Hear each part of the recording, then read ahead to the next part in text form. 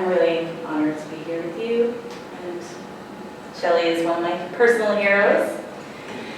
And since it ended on Honey Moccasin, let's start there, because I just did a show at Nanibush's Sisters where it's Honey Moccasin, and I think the first time I ever interviewed you was about Honey Moccasin a long time ago.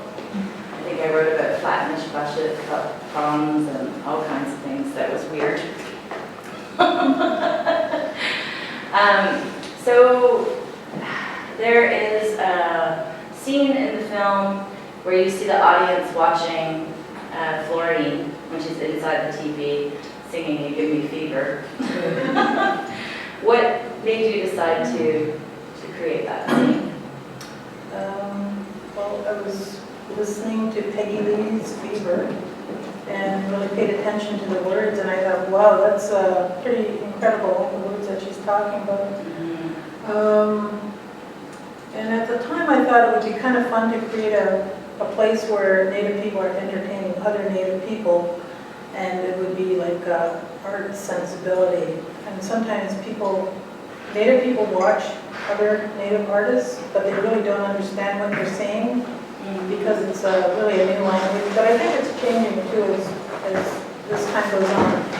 And I just wanted to create that kind of weird space where, people don't know what's going on, but they're really interested in seeing what is being told to them. Yeah. She has the feeling like of somebody who's in the city doing an MFA, and then going back home to show the community what she's made. Right. And they're just like a little shocked. Yeah. Was that your first feature? Pretty well. It ended up being about 15 minutes long, so it was the first one, yeah.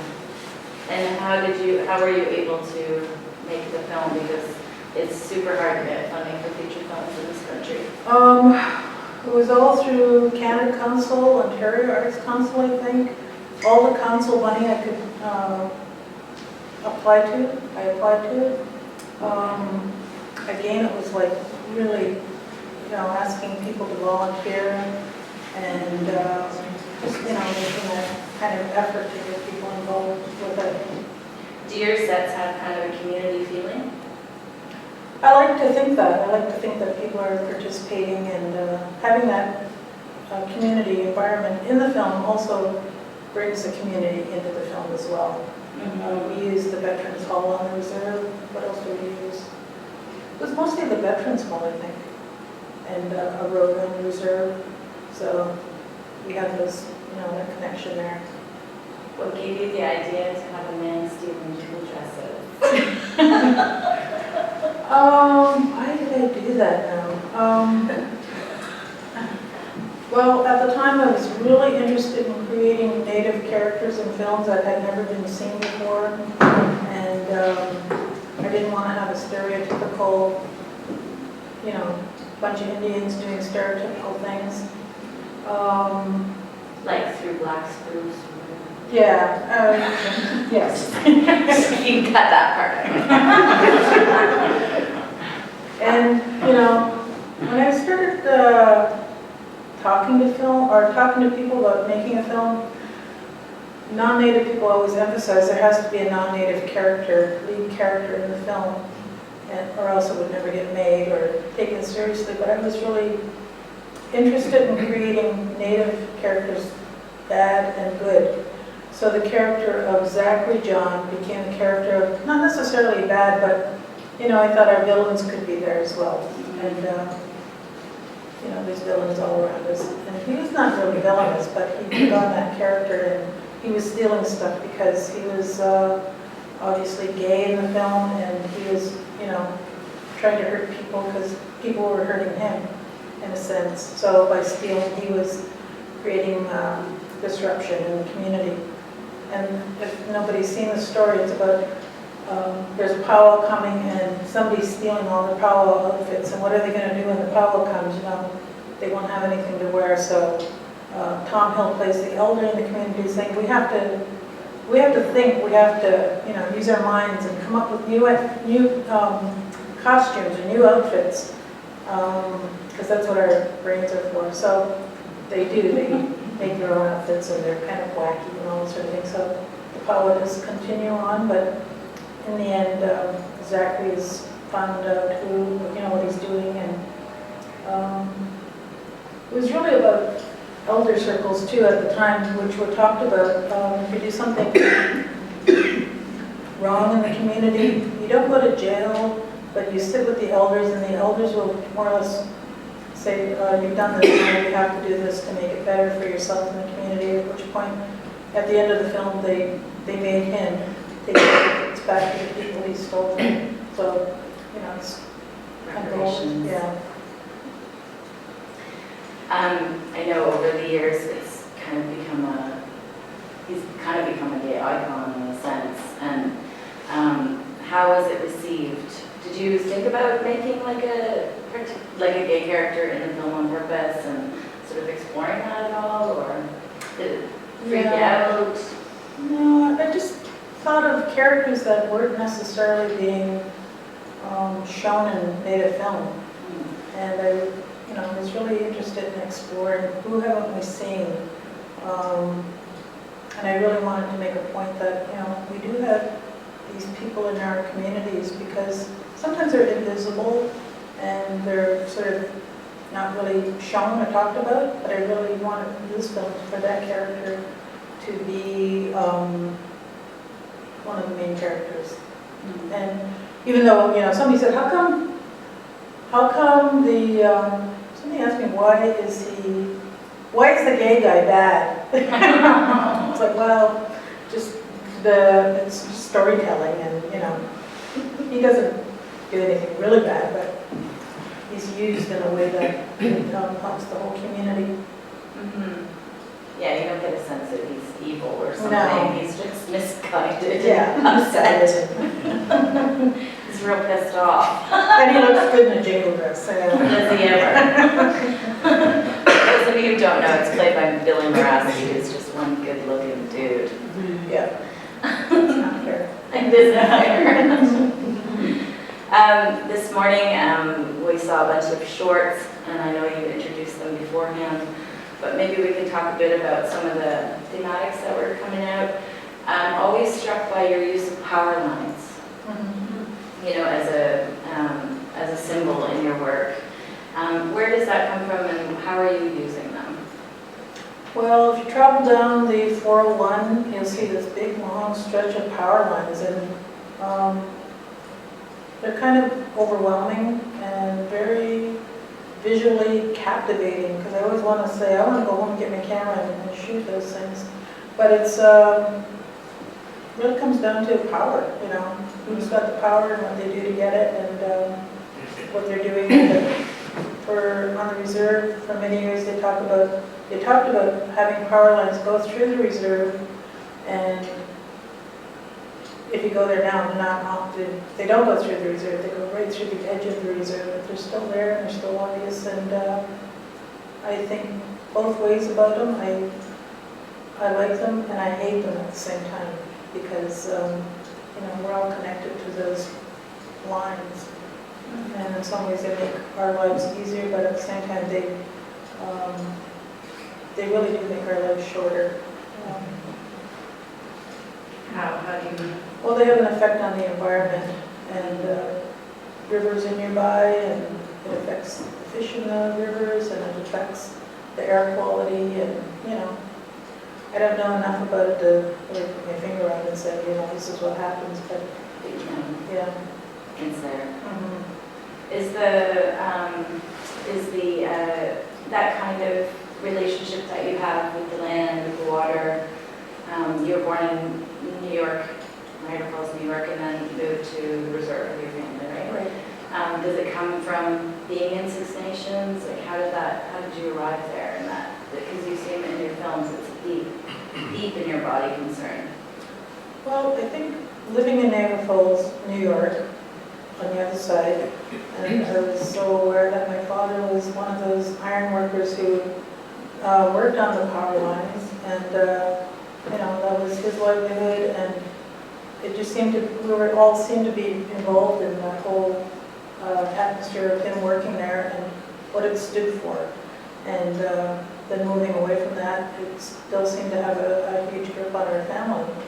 And, you know, I think that I'm still attached to that area where it came from. Yeah, you did a recent project a couple of years ago for Contact, where you kind of went and traveled and saw different sites in New York State. Want to talk a bit about that? Yeah, that was a piece called Battlegrounds of My Ancestors, and that's, Louise was with me, Louise Nanibush. We traveled that area quite a bit, and, you know,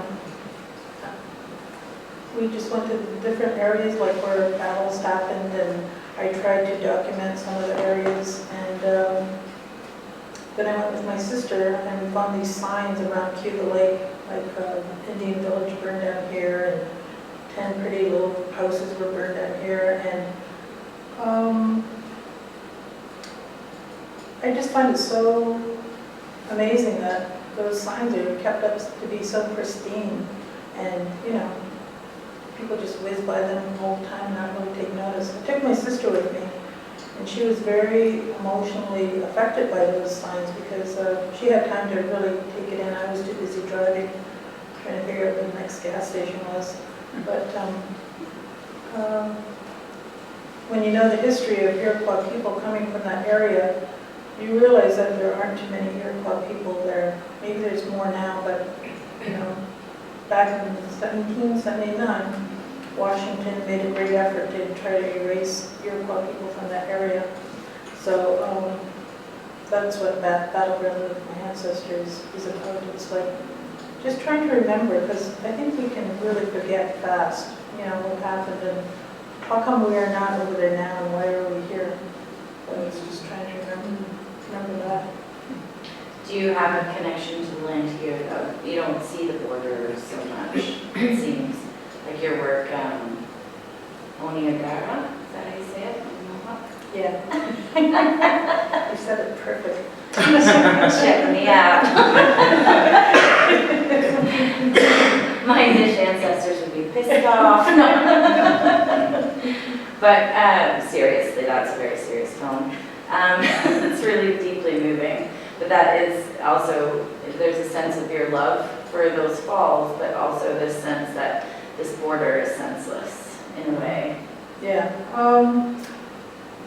Well, we think about that, you know, we're born up to think that there is no border, that it doesn't matter what side you are on, you're still Donnachoni, and, you know, we don't really think about that, although you try to cross the border and you have to, but it's something that really philosophically we have to just try to ignore as much as we can.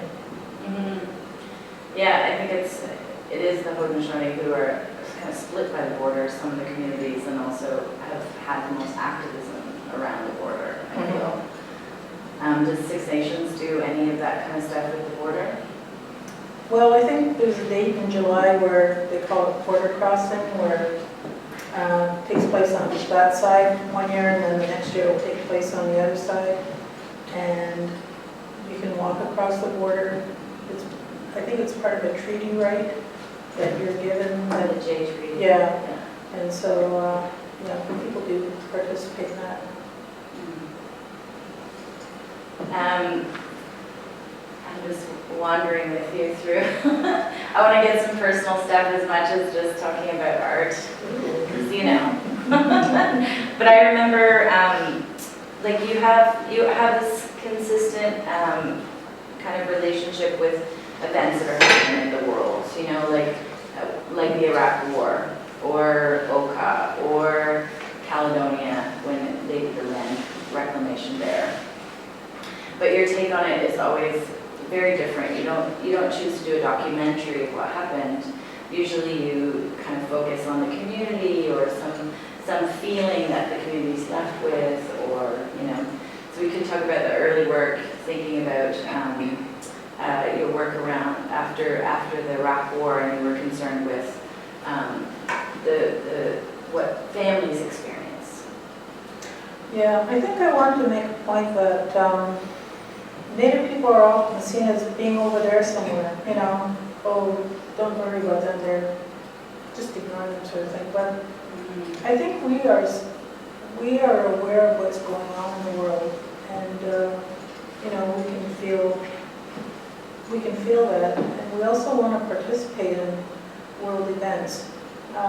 So this is the way of me participating. It's like making a statement about those kinds of events, and just realizing that other people are affected by those types of things as well.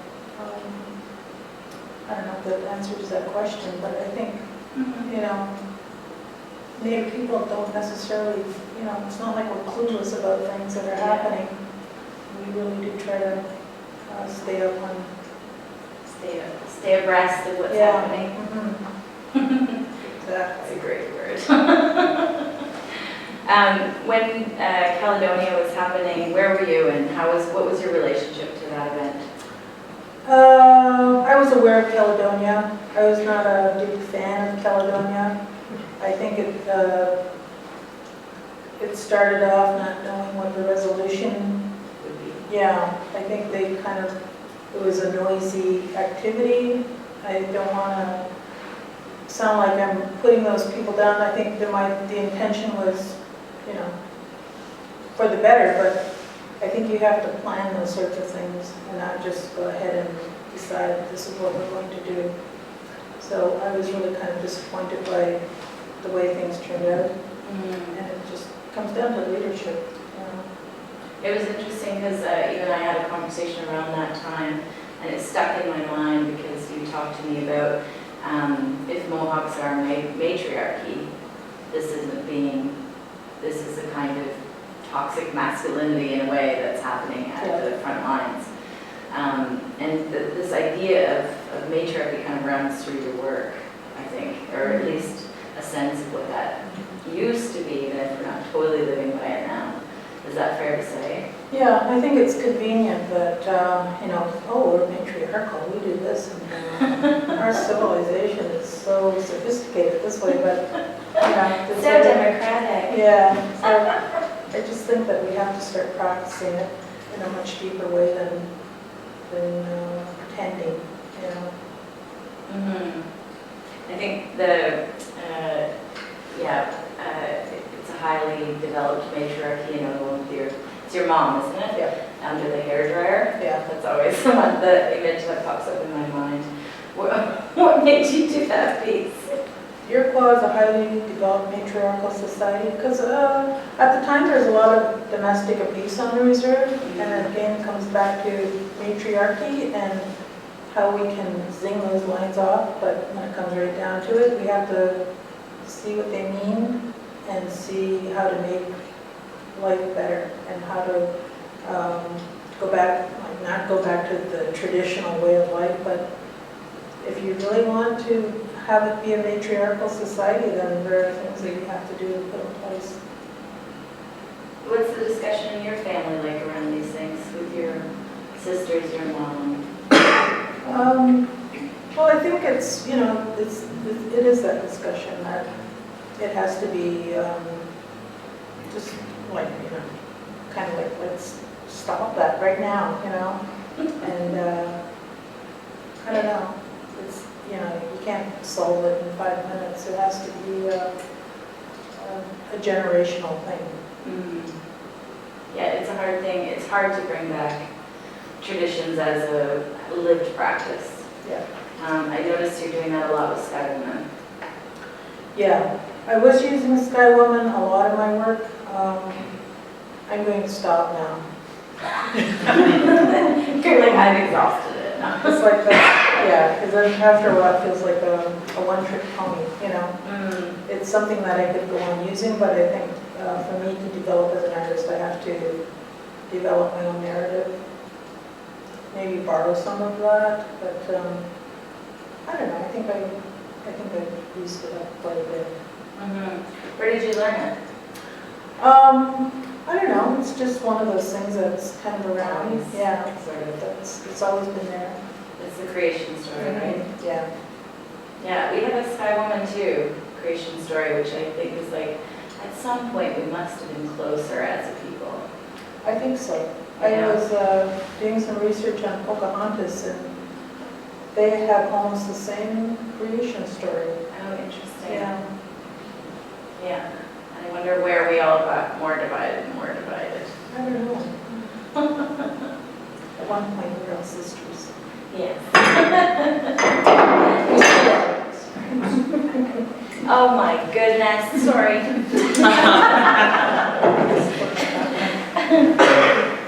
Yes.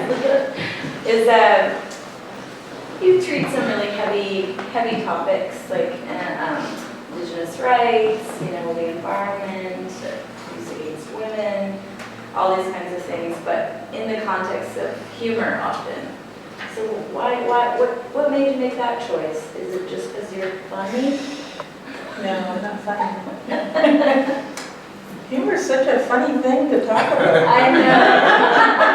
Because, I can't sit down and say, I want to make something funny. It just kind of has to, if I'm sitting thinking deeply about something, it'll go like this through my head. And it's like, oh, that's kind of funny, So it's like, I don't know. You don't know. Too many red Smarties, I don't know. Yeah, I don't know about humor. But I know that I like using humor because some of the subjects can be too deep and too dark. And as a viewer of stuff, I appreciate it when it, not that it takes it away, but it lightens it up a bit so that it makes it easier to participate as a viewer. It doesn't shut you out. Yeah. Yeah. Because sometimes Native work can get very heavy and deep, and I just think, well, I don't want to look at that anymore. So humor can lighten it up and just make you want to watch it a little bit longer.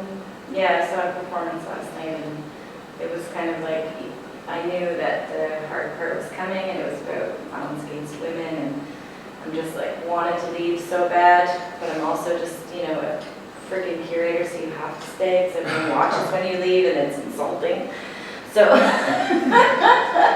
so I think I've always appreciated that you bring it to the table, but in this very gentle way that doesn't re-traumatize somebody who might have experienced that. Great.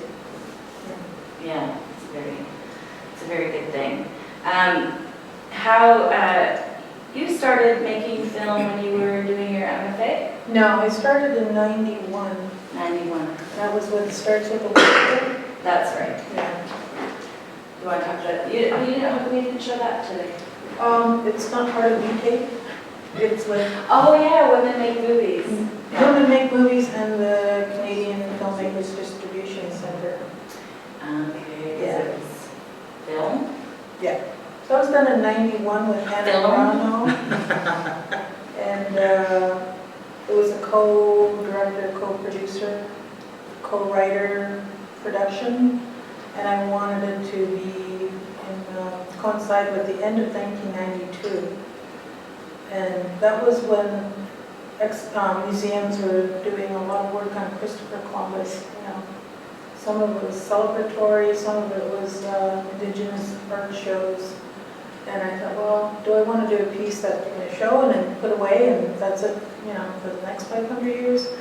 But I thought, well, maybe film would be the best answer to that. So it was half hour long. It was with my sisters. At the time, I had just finished a series called Mohawks In Beehives, and she was interested in using my sisters in the film. And it was my first film, so I apologize for that. Oh, I love them in that. I said, never again, we're going to work in this town. It's kind of hard to work with your family, especially if they're not professional actors. So Right. it was fun, but I enjoyed watching the film now, knowing how young they were, and there's parts that I really enjoyed. So the film was about this girl, Shauna, and she is 17, and she's carrying around all this guilt on her, on her back about being a survivor of a Native nationhood, and she doesn't really know how to enjoy her life. So she doesn't want to have fun. She doesn't want to party or anything but her dance. where my sisters are always trying to get her into their mindset about, let's go and have some fun. So they're planning this trip to Niagara Falls, and it's New Year's Eve. And she's like, no, I can't do it, I just can't get in it with you. So in one of these dream states, she meets up with Elijah Harper. And does everybody know who Elijah Harper is? We were so lucky that one of the women who was working on the film with us knew him, so she managed to write to him and said, we'd like you to be in this film. And he said yes, which was really great. So in the film, Shauna meets up with Elijah, and she says, I don't know what to do. I have all these serious thoughts going on, and the line there was, I feel like blowing up, and his comeback was, don't blow up, Just really straightforward, just don't blow up. So he kind of brings her out of that state of depression, and then she can go on and join her aunts and join in their New Year's Eve celebration. When that film was done, it was meant to be shown at 5 to midnight, meaning that by the time it was midnight, we'd be into 1993, and then expect 500 years to go on. And we found a perfect place to show that film, which was at the old age home on the reserve. And they said, yeah, we'd love to show your film, the people here would love to they'd love to participate in that. So I thought, great, that really made us happy. And they said, but the only thing is you have to be up by 8 o'clock. Oh, all right, so that's not so bad, we can handle that. So we get there, and I was so surprised there were like tons of people there to see that film. I don't know, 200, I felt like 200 people anyways. So really happy about that. And then when it came time to put the film on sprockets that go through the film projector, something broke. We couldn't do it. Oh no. I was like, oh, what's going to happen? Luckily, my brother, who's kind of the jack of all trades, went and got a soldering gun and zipped something together, and we were able to get the thing going. So, finally. Amazing. And then it's like, okay, now we have to turn the lights down. And because it was a community space, none of the lights would go down. So it's like, you can have everything, but you can't have everything. So that was kind of, That's hilarious. Yeah, it was, Bringing films home. Yeah. But we showed it anyways, and, people like it. Took my dad about 5 or 6 times to see the film, and he goes, I think I'm starting to understand that film now. Oh, that's good.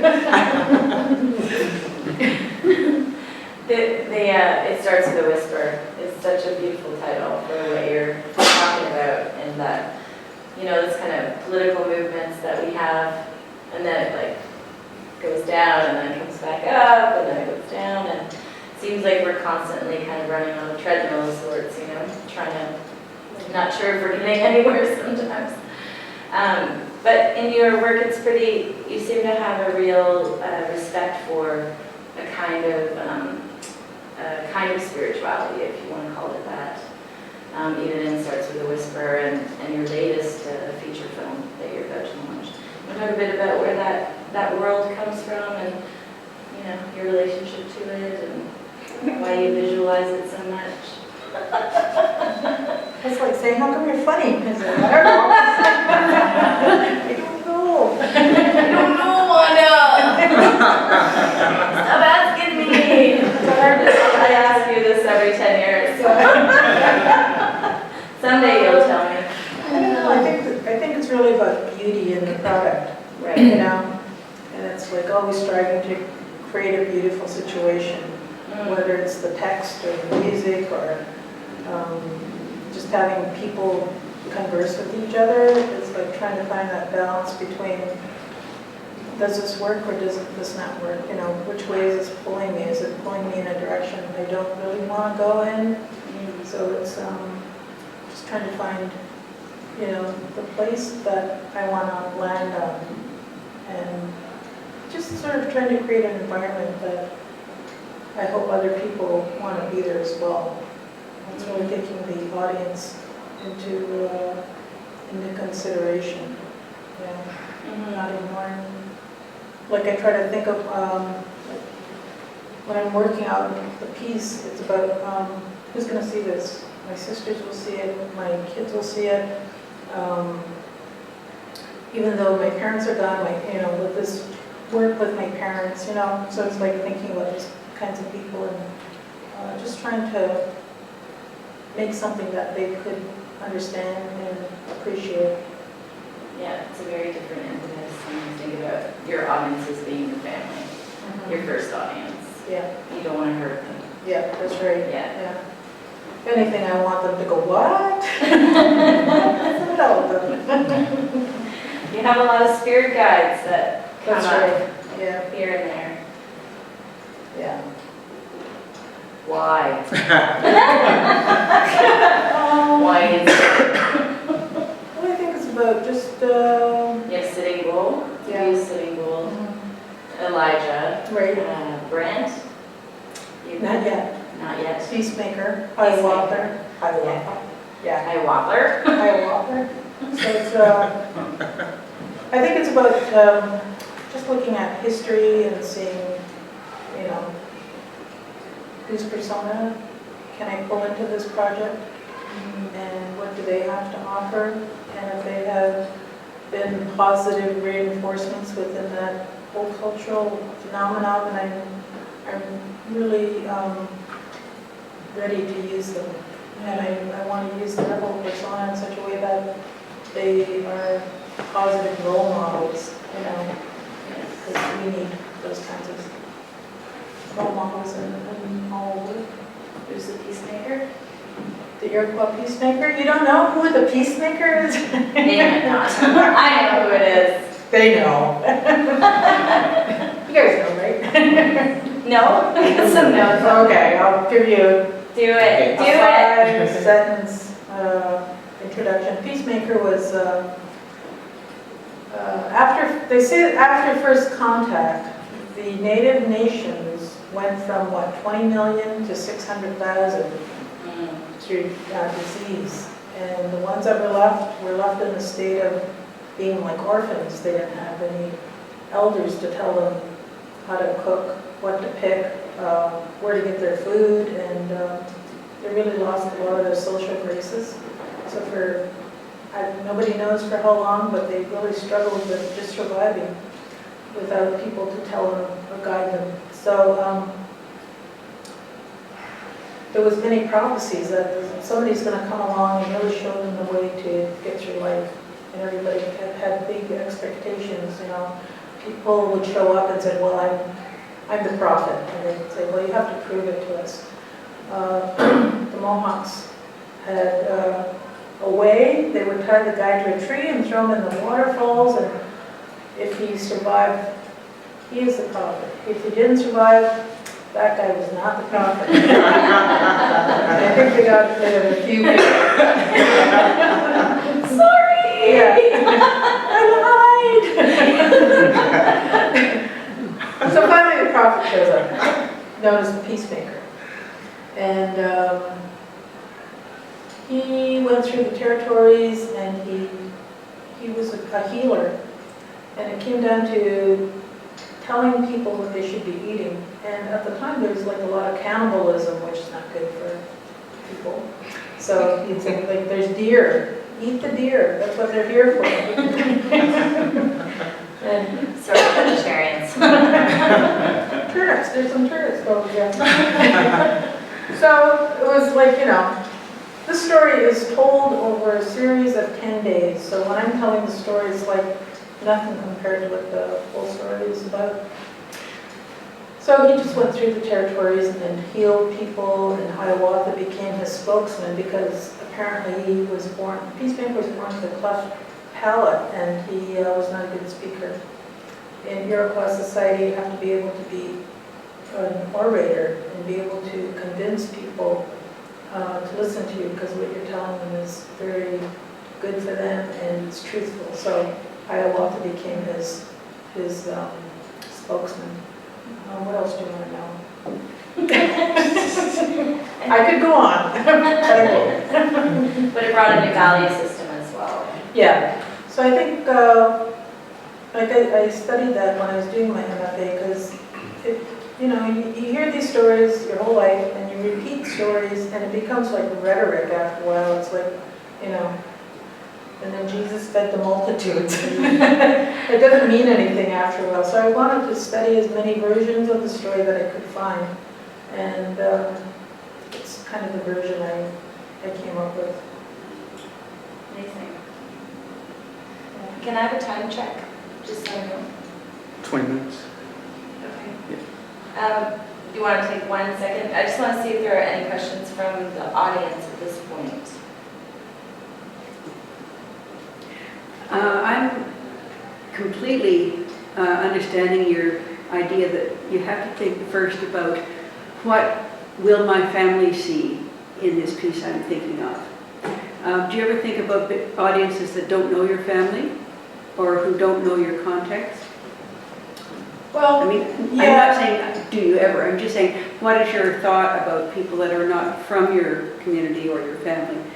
How important are they, or how? Not at all. No, I'm just kidding. Just so kidding. I do. I think about my family first, especially when I'm sitting down at my dining room table writing, and then then it goes through different layers of who the audience is, who's going to see this, and even though I say it's for my family, in the end I think it's made for the general public. Because I do take into consideration my family first. Well, your family first is always a good idea because that's where you're from. Right. But I'm just thinking that for the people who are not from your immediate situation, that it's a learning experience for them. Yeah.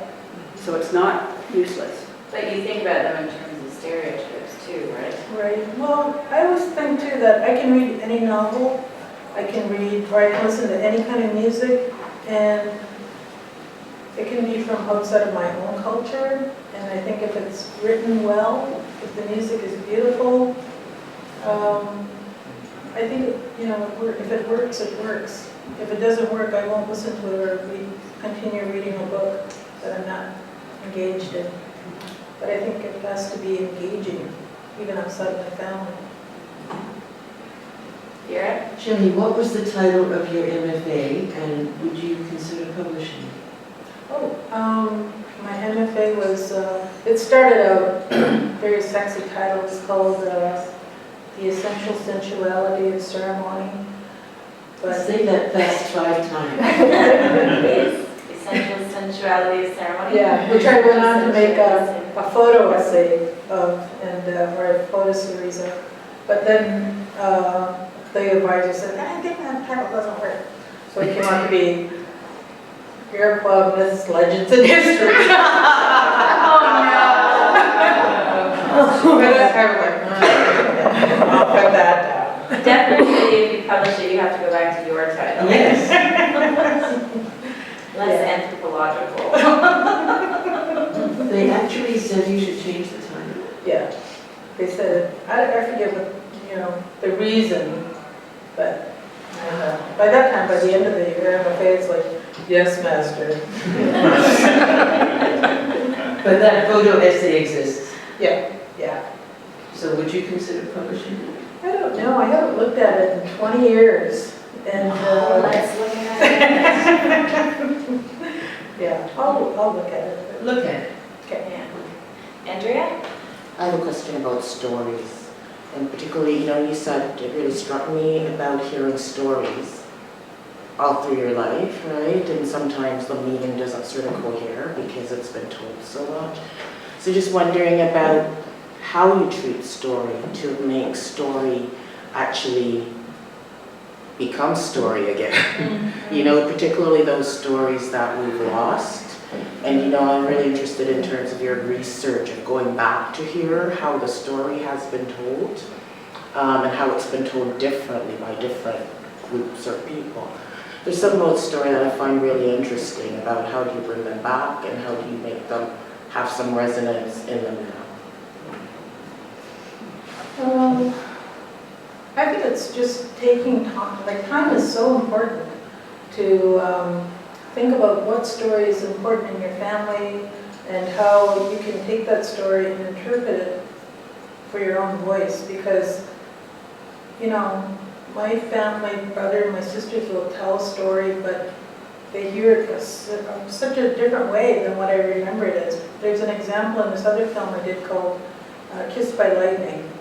And in that part, I don't know if anybody's seen that story, but there's a part in the film where they're sitting, Bug and Mavis are sitting in the restaurant, and when I had first written it, Mavis is going to have, she's like freaks out because she doesn't like the way the bar people or people in the restaurant are looking at her or treating her.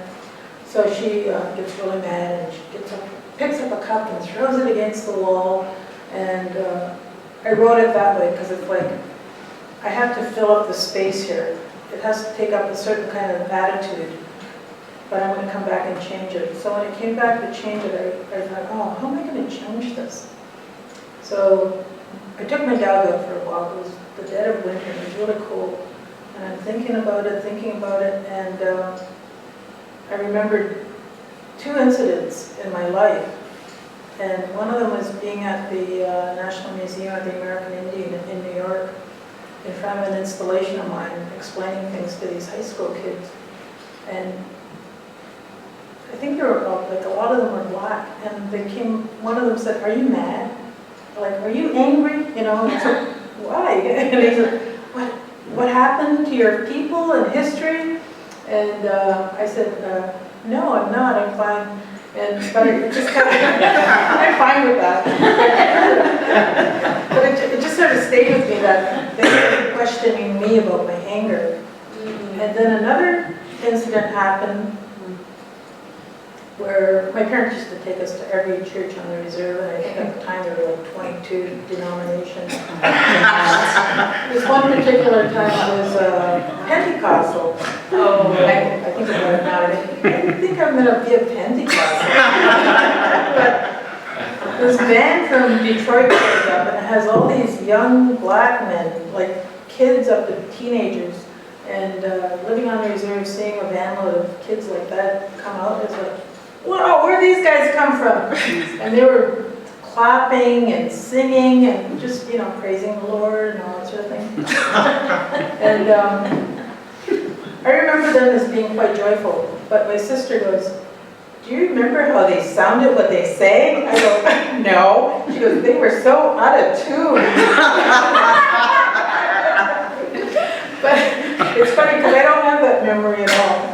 And I made it into this really wonderful in my mind. I remember them as being, you know, just full of the Lord and all this sort of thing. So when I got back to my house after taking my dog for a walk, I came back with those memories, and I thought, I'm going to write that in this part of the script where this, it was supposed to be a choir, but we couldn't afford a choir, so we got this quartet of black singers coming in, and they just came and whooped it up and changed the whole atmosphere of that part of the film. But it's like, you know, remembering stories and trying to put them into the work as it's going along.